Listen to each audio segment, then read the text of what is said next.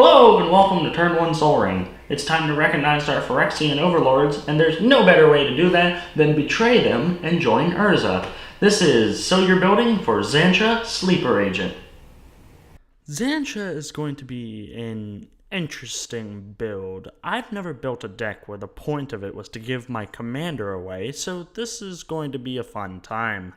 So a good idea would be to get enchantments that can make her ability cheaper, get creatures that allow us to do interesting shenanigans, all while turning the battlefield into chaos. Let's begin. Our creatures are going to be fulfilling a lot of roles for this deck. One of these roles is generating mana so that we can deal damage and draw cards off of Xantcha's ability.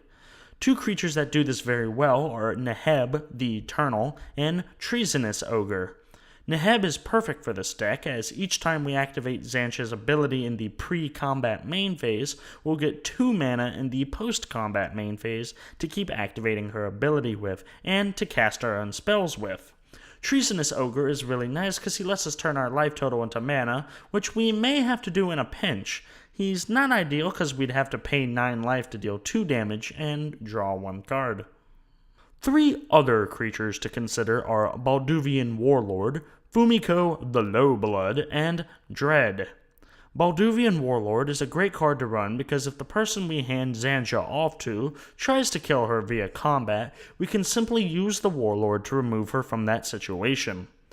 Fumiko and Dread we can use as a disincentive to attacking us, because Fumiko gets larger with each creature coming at us, and Dread makes sure that anything that hits us dies. Our enchantments are going to be somewhat similar, and going over the first group of enchantments, we're going to use these to generate mana. So Step Up, Braid of Fire, Black Market, and Mana Flare.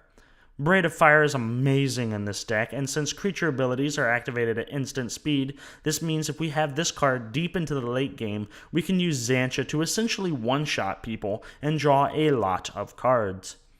Black Market is also good because it allows us to take advantage of sitting back and let the other players kill each other's creatures. This is also great to keep into the late game. Mana Flare lets us ramp into anything we feel like playing in this deck, as well as giving us more mana to pay into Xantcha's ability.